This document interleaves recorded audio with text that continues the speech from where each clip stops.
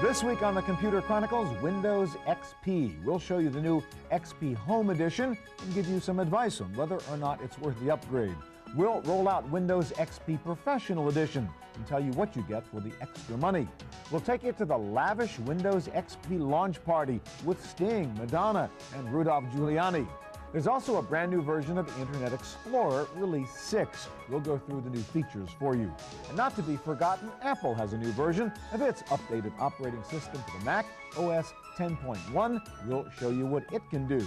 Plus my pick of the week, the pros and cons of the Xbox, Windows XP, IE6, and OS 10. All coming up next on the Computer Chronicles.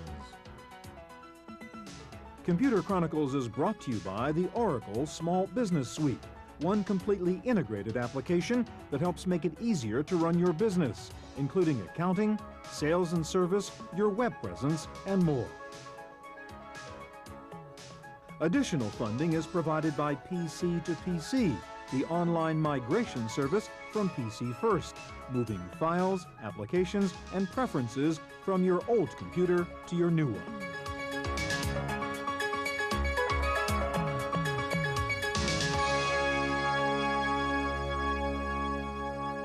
Hi, and welcome to the Computer Chronicles. I'm Stuart Chaffee.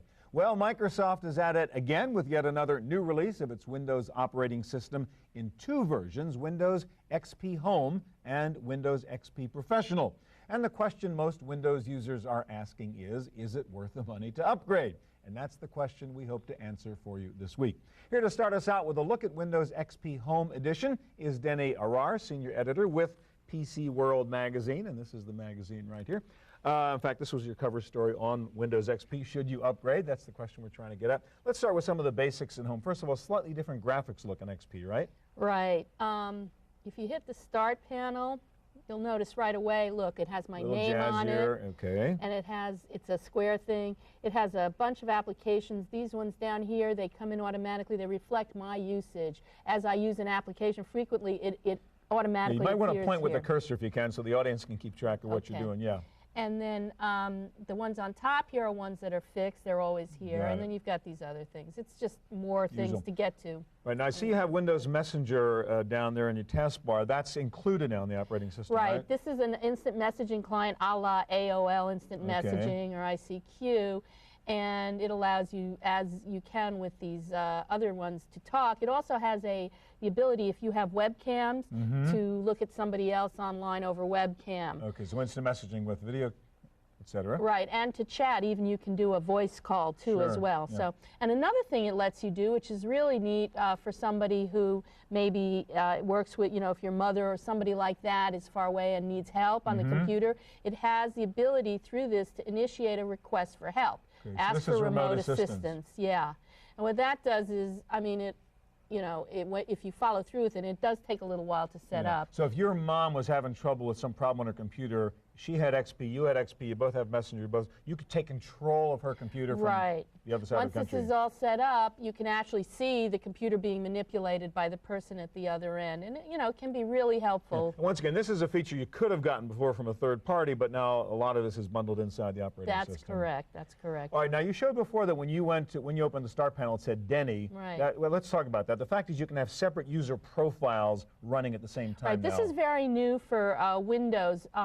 What this is for is a home or a business where you've got several people using the same computer. And what this allows you to do is create profiles for each one to customize the computer to what they like. I have another person set up on here, switch user.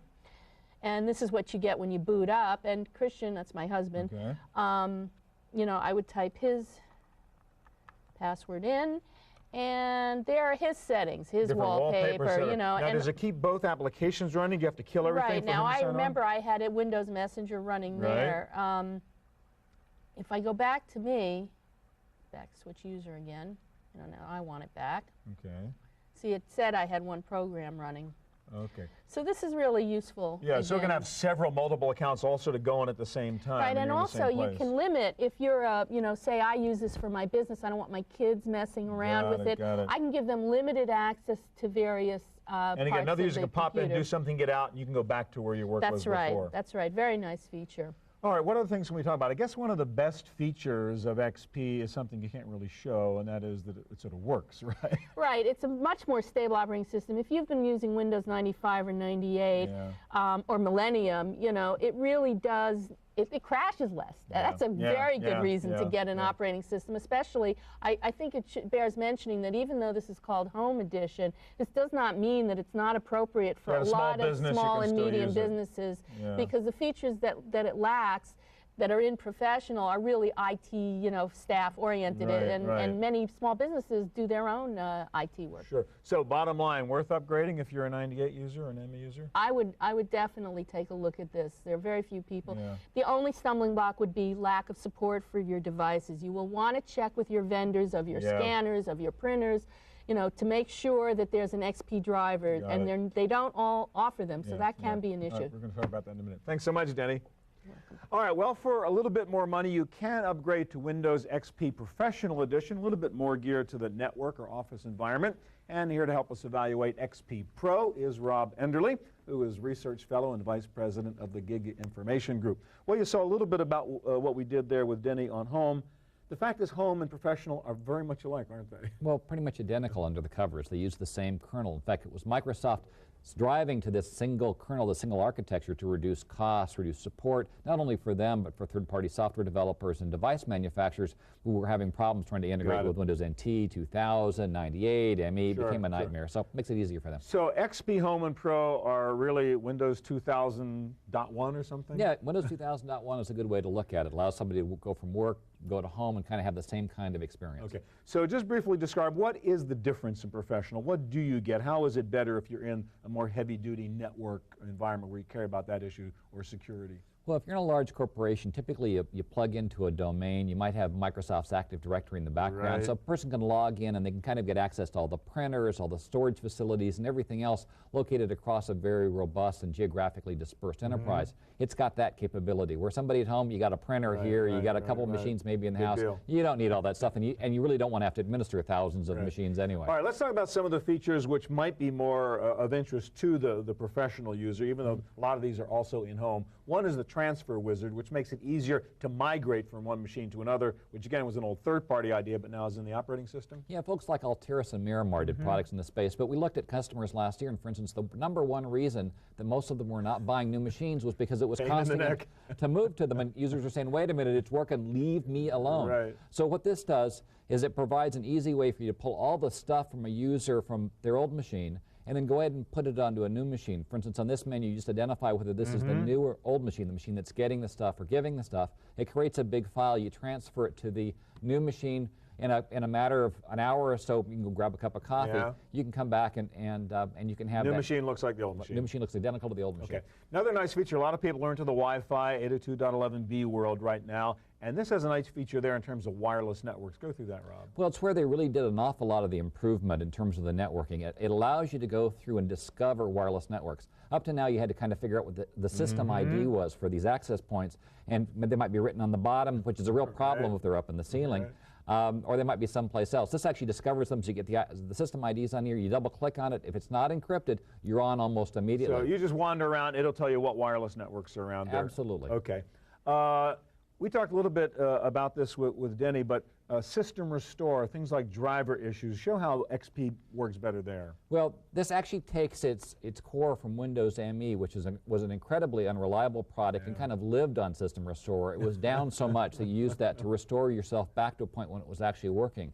This has that, and from the standpoint of an administrator that is administering thousands of machines, having a user be able to go back and fix problems they created, realize that about 80% of the problems that helped us deal with, the user created them themselves. It brings up an easy screen to say, okay, to restore it to an earlier point. Does it automatically find earlier points, or do you have to set those? Absolutely. It goes back and whatever. Anytime you install a major piece of hardware, it actually sets a point, and you can go back to that particular point, and when it was working, and you're back in, and you're up and restored. Okay. Another version of that, or a piece of that, I guess, is driver restore. Another problem, you install a new driver and you've screwed things up and you want to go back to where you were just with regard to a device driver. Yeah, I've had this experience myself. I put it into a video card and somehow I've lost a set of features. For instance, I like to use twin monitors. Almost every time I put in a new card, only one monitor comes up when I'm done. So I just take it back to the earlier driver. Suddenly I've got both monitors up. I'm not spending the time online or with the help desk. I fixed it myself. Useful.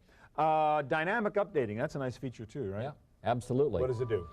What it does is allows it to go back to the Windows Update site and pull down driver updates, patches to the operating system, and it loads them behind the scenes. And so instead of having to go up and download from the Windows Update site, which is what you've had to do before, and do it live, kind of wait for it to download and then do stuff, it's all waiting for you on your machine. You click go, it installs it, you're off and running. All right, summarize now pros and cons of XP Professional.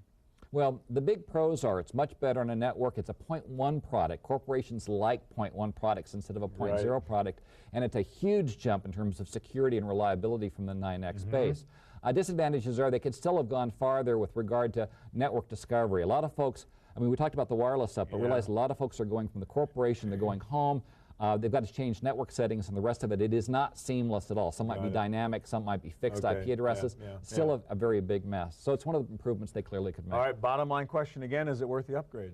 For most folks, it probably is, because most folks are on a 9X product. If they've already done a migration to Windows 2000 and they're stable, they might want to wait till the next version, Longhorn, which is going to be out in a little bit over a year. Using 95, 98? 95, 98, it's an easy decision. Do it. Yeah. All right, thanks very much. Well, when Microsoft launches a new product like Windows XP, it usually does it in a big way. This time they featured Madonna, Sting, New York Mayor Rudolph Giuliani, and of course, Bill Gates. This is a milestone for PC users. People spend a lot of time in front of their PCs. We have over 400 million users who sit down and use Windows every single day.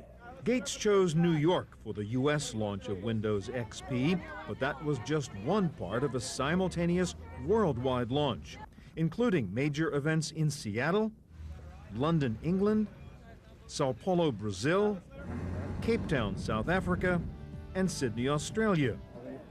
But the New York launch was clearly the center of the XP universe. Mayor Rudolph Giuliani took part in the official launch, thanking Bill Gates for bringing the event to the Big Apple.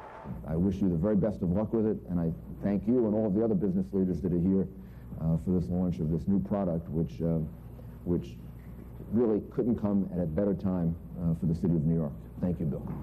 Thank you. And Microsoft customers in New York were rewarded with autographed copies of XP, as Gates and company visited a Manhattan Comp USA as part of the day-long launch celebration. It's fun to see people here tonight. And just to make sure everyone paid attention to the Windows XP launch, Microsoft got Madonna to provide the music for the new XP TV commercial.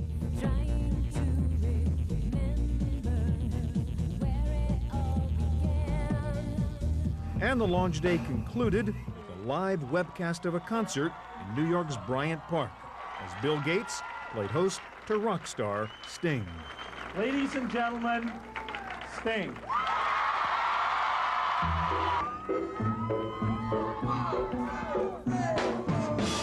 I don't drink coffee, I drink my beer.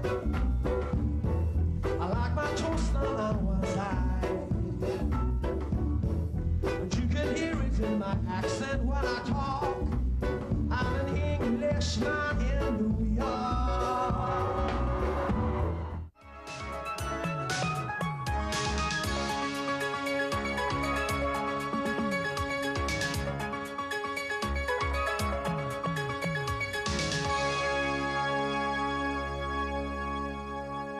Well, Microsoft has not only upgraded its operating system with the launch of Windows XP, it has also come out with a new upgrade to its web browser, Internet Explorer version 6. And here to tell us about the changes in IE is Mike Elgin, former editor of Windows Magazine, now editorial director for Interex. Mike, let's talk about some of the things that are new in IE. A lot of people don't even know that there's a 6 out there with lots of different things in it. I know one of the things you like is this picture resizer or whatever. Explain what that does. Well, what this is, you're looking at here at a picture, standard JPEG in the browser window, and it looks pretty normal. Now, you'll notice if I reduce the size of this picture, the picture reduces as well automatically. It's called picture resizing. Right. It's a very nice feature. And in fact, when I click on this picture, I get a button down here that when I click on it, it gives me the real size of this picture, Which is as a you can humongo see, picture. It's huge. Now, this is what the old version of Internet Explorer would show you. Right, exactly. Click again, and then click on the button, and I'm down here. So that's a really nice feature. Okay. Okay, what else can we talk about? There's the media bar, which is kind of a cool way to interface with media stuff. That's right, and this is probably the biggest new feature in Internet Explorer 6. Now, by clicking on this button, you can toggle between media bar and no media bar, and what this allows you to do is listen to music. So everything's still going videos. over here on your browser and whatever That's site right. you're working on. You can go anywhere you want, and there's a universal sort of CD player down here, and you can listen to music and watch movies and so on. Pretty neat feature. All right, media bar. Now, another thing that's nice, sort of relates to that picture resizer in a way, is the ability to print selectively through a better print preview. That's right. One of the big demands from some earlier versions was the ability to print preview, and of course they put that into a previous version of Internet Explorer. Now they've really done something great. Now, I've got a page here with frames. I'm going to click on Print Preview, and you'll notice an option in the Print Preview button here that lets me look at the page as it looks in real life. A lot of times you don't want to print the page as it looks. That's right, because oftentimes there are advertising and so on. So I'm going to select one of the options, which is all frames individually, and then I'll reduce the size here, and I can see each of the frames individually and print them individually. Ah, cool. Okay. Yeah, that's a nice feature. All right, so now another thing, let's talk about related links, which is a nice thing that's built into IE6. Okay, well here we've got the Computer Chronicles site, and we've got related links on this side. Now, where's it getting that from? It's getting that from Alexa, which is the search engine. It's very intelligent. It actually works very nicely. Not too bad. NetCafe was the first thing it came up with. That was pretty smart. That's right. Okay. Now, as you, one problem with it is that as you go across the internet, these links stay there until you select the option again. They don't shift with the pages that you look at. All right, another nice feature that's built in is improved privacy controls, right? Particular cookies and stuff like that. Show us what it does. Okay, well I'm bringing up the Scientific America site, and I'm going to demonstrate this before I tell you what it does. Now as I bring up this site, I'm getting cookies both from Scientific America and also from their advertisers, and I've selected to be prompted for the advertisers' cookies and just give me the Scientific America. So you can choose one cookie but reject the third-party cookies. Third-party cookies are rejected. So I'm going to block each of these individually. Then the site will come up. I think there's probably another cookie on here from a third party. There it is, two more. And now I've got the site, no cookies other than the one from Scientific America. Because the problem is a lot of advertisers, you don't know who those are going to be. Exactly. And another great feature related to that, if I may, is down here you'll notice a little icon. A little lower right-hand corner we're That's looking right. at It's a privacy report. Now I'm going to double-click on that, and I get this, and I'll double-click on one of these, and I get all the information that Internet Explorer knows about what's been going on under the hood about. Tells you what it did to protect your privacy, because a lot of advertisers will drop a cookie even if you tell them not to. Yeah. All right, so a couple of nice features here. I think we covered just a few of them, but some of the key ones. It's kind of an easy decision on an upgrade, isn't it? Absolutely. It's free. Free of charge. If you're already using an old version of Internet Explorer, this is better. And if you're using XP or XP Pro, you've already got this. Built in. So go in there and find some of these new features. Final question. There's still a lot of Netscape fans out there. And in fact, Netscape has been ahead of the curve a little bit with some of these features. How would you compare the new Netscape versus IE6? Generally speaking, I think IE6 is a little ahead.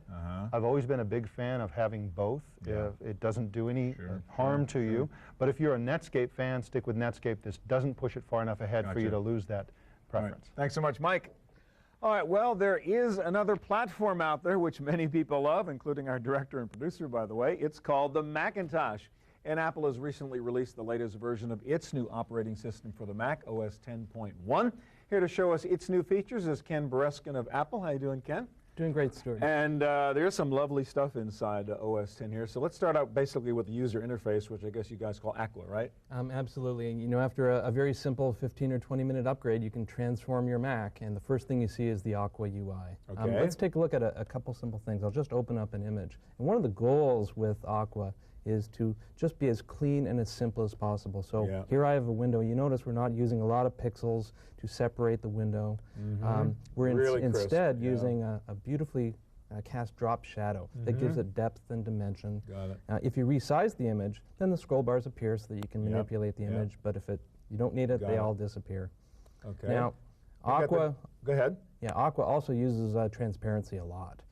For example, if I pull down a menu, you can see through it. You can actually see the content of your document coming through. All the text is really finely anti-aliased to give you a very sharp, very readable UI as well. Nice. All right, so let's talk about the dock at the bottom and what you're doing there. Sure. So the dock is an important fixture of the Aqua user interface. It's the place that people go to access their most frequently used applications and documents and folders. So it's just one click to open up any of these applications. But it also has another great feature. If I click on our little minimize control featured in any window, it will minimize directly down onto the dock. A beautiful little animation that we call the Genie effect. And of course, all you need to do is click, and it zooms back up. We have a slow-mo, so we can show you. You're really into this stuff. Exactly how the algorithm works. Really gives a great association. Now, obviously, one of the cool things about the Mac and about OS X is its ability to handle digital applications. So let's take a look at some of those. iTunes is a hot one, obviously, and just show us a little bit how you do that in OS X. Oh, absolutely. People have a huge music collection and digital camcorders and digital cameras, and the Mac really is the center of that digital hub. An application like iTunes is really simple for managing and organizing your entire MP3 collection. So here's all my CDs that I've ripped into the MP3 format. You can scan through artists, different albums, and you can play it obviously directly on your Mac. Now you have your iPod here, so let's show everybody the iPod. I do. Turn it on, hold it up so we can all see it. And just using the FireWire connection that's built right in, you can connect it up to your Mac, and out of your Mac in less than into the 10 iPod. minutes, 1,000 songs from your music collection downloaded automatically onto your iMac, so you have 1,000 songs in your pocket. All right, show us real briefly iMovie, because obviously another really cool thing you can do in OS X. Of course, if you've got a digital camcorder, iMovie makes it really simple to grab the images, download into the computer, break them into clips, organize them into different segments, and we'll just play a resulting output. So here's a very simple kids shot with simple transitions, and this is perfect DV quality. You're not losing any resolution. So dump your DV camcorder into the Mac and go. So when you're finished, you can just output it back to the DV camera or VHS, or if you have a Mac with a super drive, you can actually write that out to a DVD and make it work on any consumer DVD player. Let's talk about digital photography. You got your digital camera. I think you have a Kodak or something over here. Got a mid-range Kodak consumer digital camera, and all I need to do is turn this on, and Mac OS X is going to detect it automatically. We have drivers for all the popular USB cameras. The image capture application starts up. There's a number of options, but most people just choose to download the images automatically. And we're now transferring over fast USB from the camera into my Mac. And it's building rich preview icons so that you can actually see your images before you open them. And it will open up the folder in the Finder, show you all those images automatically. And we've built in some great things as well. So you can like wallpaper these things or whatever? You can make it your desktop. And we also have a really great screensaver that's going to take all of these images out of your pictures folder and build this really beautiful presentation. It's using Hollywood effects. All right, only a little bit of time left, and I know there's so much to cover. First of all, the digital stuff is cool. A lot of people just want to work. And there is Office for the Mac. And just show us briefly what that looks like. Sure. Microsoft recently introduced Office version 10. They've really taken full maximum power of Mac OS X. Let me just open up a spreadsheet using Excel here. And you'll notice that the same graphic hues and tunes from the Aqua user interface are there. But it's been tweaked for the Mac OS? It certainly has.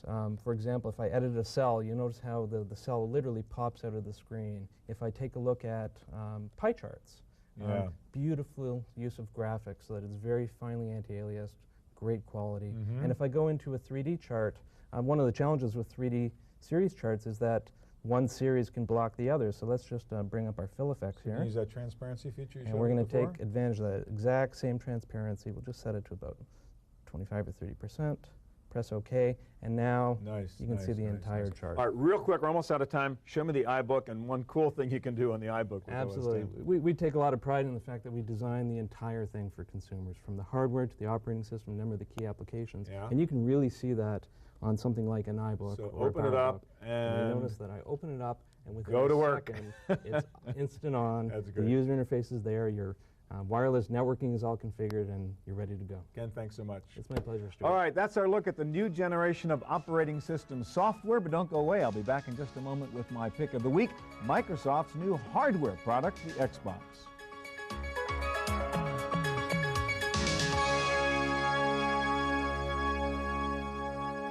Now for my pick of the week.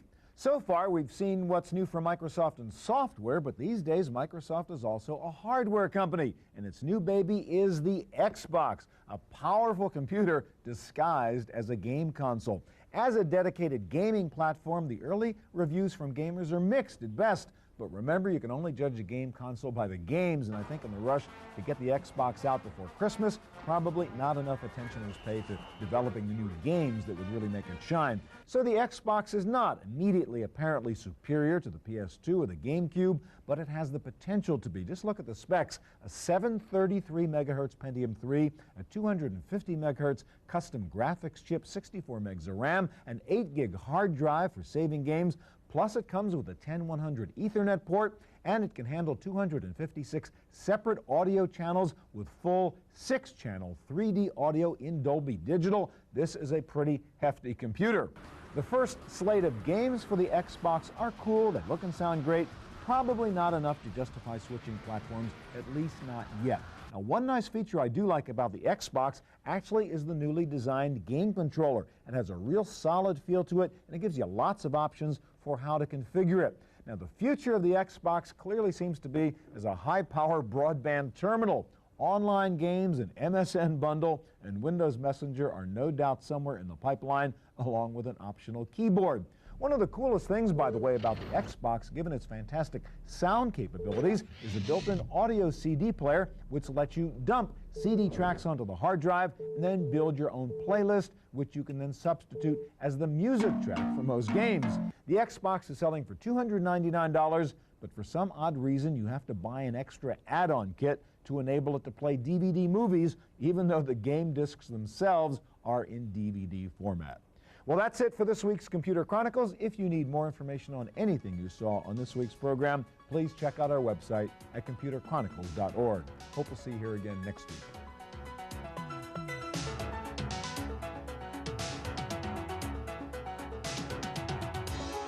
Computer Chronicles is brought to you by the Oracle Small Business Suite, one completely integrated application that helps make it easier to run your business, including accounting, sales and service, your web presence, and more. Additional funding is provided by PC to PC, the online migration service from PC First, moving files, applications, and preferences from your old computer to your new one.